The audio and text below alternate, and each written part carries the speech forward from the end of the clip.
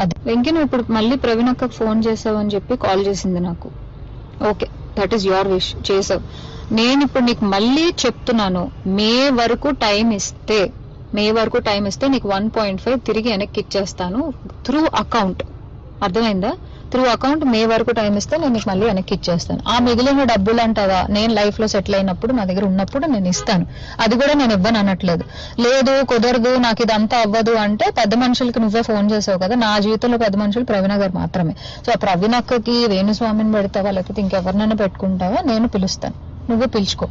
Okay, నేను ఇంకా నీ ముఖం చూడాలనుకోవట్లేదు, ఈ విషయం గురించి మాట్లాడాలనుకోవట్లేదు. నాకు మే అనే ఒక్క టార్గెట్ కనబడుతుంది, మే వరకు నేను నీకు డబ్బులు ఇవ్వాలి అంతే. లేదు కుదరదు కాదు అంటే నేనే పెడతాను హెరాస్మెంట్ కేసు. ఎందుకంటే మా అక్కని ఇన్వాల్వ్ చేస్తున్నాడు, మా మమ్మీని ఇన్వాల్వ్ చేస్తున్నాడు, లేకపోతే మా ఇంటికి వస్తానంటున్నాడు. అసలు నా పర్మిషన్ లేకుండా నువ్వు మా ఇంటికి రావడం ఏంటి, లేకపోతే నేను మీ ఇంటికి వెళ్ళడం ఏంటి?